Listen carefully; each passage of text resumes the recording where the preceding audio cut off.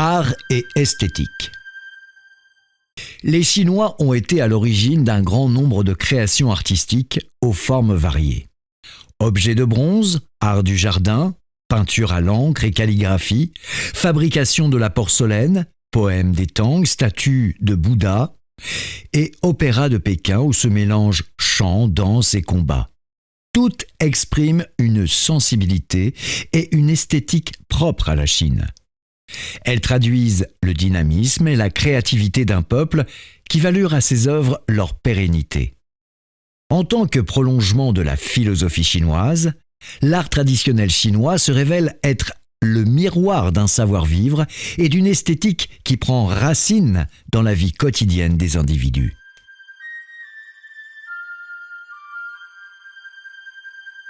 Chapitre 12. La musique. Gouverner le pays, nourrir l'esprit. L'amour de la musique est une tradition ancienne dans l'histoire de la Chine. Les deux exemples suivants en témoignent. Gouverner à l'aide de la musique. Il y a plus de 3000 ans, sous la dynastie antique des Shan, le carillon bianzhong était déjà utilisé comme instrument de musique. Il se généralisa sous les Zhou, dans toute la Chine. Le carillon, découvert en 1978 dans le tombeau du marquis Yi, est le plus célèbre parmi ceux qui ont été conservés jusqu'à nos jours. Cette série instrumentale comprend 65 pièces divisées en 3 rangées. La rangée supérieure se compose de 19 cloches appelées niao. La rangée du milieu et celle du bas comportent 45 cloches appelées yong. De plus, une cloche plus grande sert à ajuster le son. Le support du carillon est en bronze. Sa sculpture montre des dessins raffinés. Cet ensemble instrumental, très rare pour l'époque, pèse plus de 440 kilos. L'usage du carillon nécessite un orchestre de plusieurs musiciens. Selon les positions de la frappe, chaque cloche donne 2 notes différentes. Il suffit de taper à des endroits précis pour obtenir une gamme. Un carillon complet peut jouer toutes les notes que comporte un piano moderne. L'existence du carillon illustre le rôle de la musique dans l'art chinois de gouverner. La tradition culturelle, basée sur le rituel Li et la musique Yue, les considère comme 2 aspects complémentaires et leur usage dans le gouvernement du pays pour assurer l'harmonie sociale. C'est un trait particulier à la culture chinoise. Au regard de cette culture ancienne, le rituel détermine le comportement extérieur de l'individu, sa visée ultime étant l'ordre dans la société. La musique, manifestation de la voix intérieure, vise quant à elle à l'harmonie du cœur, adoucit l'humeur et garde l'esprit serein tout en favorisant le dynamisme et la créativité pour aboutir, en fin de compte, à l'entente parfaite entre les membres de la société comme entre l'homme et la nature. L'union avec le ciel et la terre dans le bonheur. Tel est le but suprême de la musique ancienne. Selon Qin Ze, un des représentants du confucianisme, le rôle de la musique est d'équilibrer le sang et le tse, souffle vital du corps humain, et d'apporter l'harmonie dans la famille d'abord, puis au sein de la société. Il dit ceci. Avec la musique, l'esprit devient clair. Les rites sont respectés, le comportement est réglementé, les oreilles sont plus fines et les yeux plus pénétrants. Le sang et le tse sont nourris. C'est alors que l'on peut entreprendre de changer en bien les mauvaises habitudes et la paix s'établira dans le monde où il n'y aura plus que bonté et beauté. En résumé, l'harmonie existant dans l'esprit de chaque individu assure le maintien de l'harmonie au sein de la société tout entière. La musique, c'est l'étude de l'harmonie. Cette idée, qui a fortement influencé la culture chinoise, est au centre de ses valeurs millénaires. La tradition chinoise, fondée sur le rituel et la musique, revient au fond à vouloir établir un monde d'ordre et d'harmonie à l'aide de la musique. Nourrir l'esprit avec la musique. On ne peut pas parler de la musique chinoise sans mentionner la sitar chinoise, Qin. Celle-ci figure en première position parmi les 4 arts que devait maîtriser jadis un lettré. Sitar, jeu de go, calligraphie et peinture. Cet instrument à cordes grattées, le plus ancien de la Chine, comporte 7 cordes. Après plusieurs milliers d'années, il attire toujours autant d'amateurs. L'une des raisons en est que son jeu solitaire répond aux besoins de chaque individu de calmer son propre esprit. La tradition lettrée veut que l'homme distingué ne quitte pas sa sitar, car elle est indispensable pour sa propre culture. La musique qu'elle émet apaise le cœur et débarrasse des soucis perturbants pour aboutir au bien-être.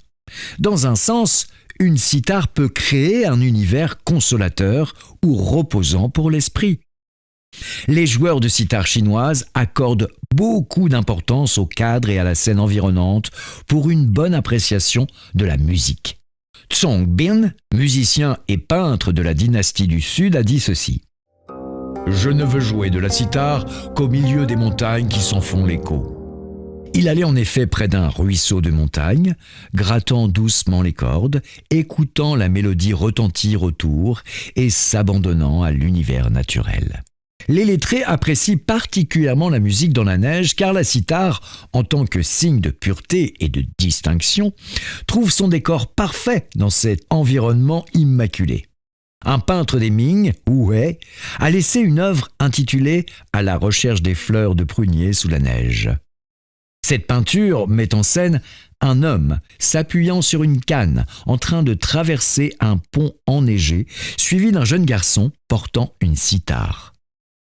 Sous le pont, l'eau coule sur un lit de pierre et de rocailles, emportant ce qui restait de neige.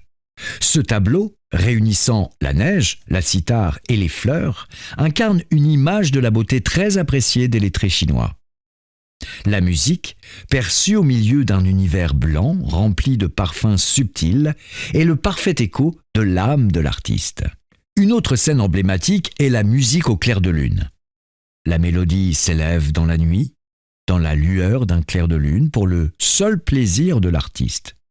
Wang Wei, grand poète des Tang, qui, lui aussi, aimait jouer de la sitar, a écrit dans un de ses poèmes «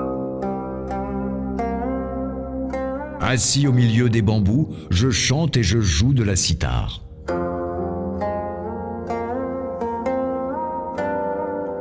Seul dans la forêt qui m'entoure, avec la lune pour unique compagne. » Le son de la sitar est sublimé par un décor empreint de quiétude.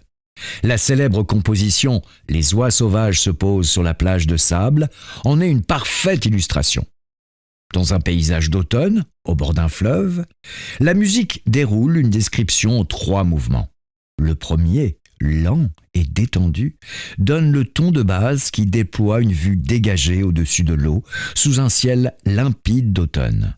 Le rythme s'accélère dans le deuxième mouvement. La détente fait place aux élans et à l'exaltation. Le chant des oiseaux s'élève à la naissance des vies multiples. Le dernier mouvement est un retour au calme qui fait entendre le bien-être et la désinvolture des oies qui se reposent sur la plage. Sable blanc, léger souffle de vent, nuages flottants dans le ciel et les oies qui s'envolent et reviennent au-dessus d'une eau claire.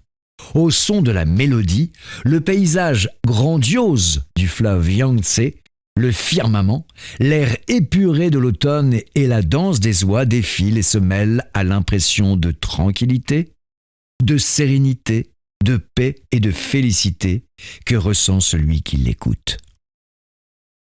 La musique est aussi un moyen de communication.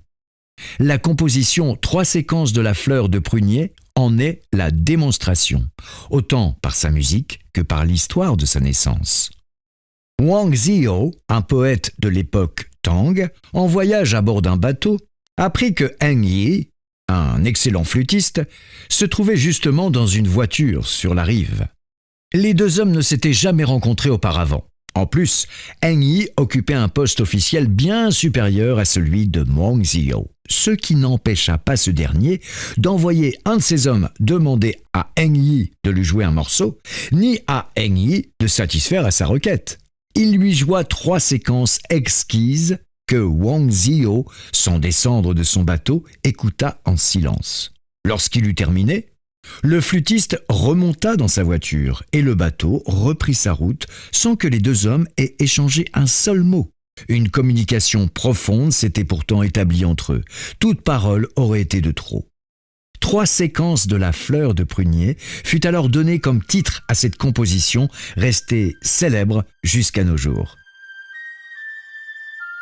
Elle fait allusion à la symbolique de la fleur, pure, parfumée et résistante au froid, pour valoriser le courage et toutes les considérations en dépit des intérêts matériels et des égards conventionnels.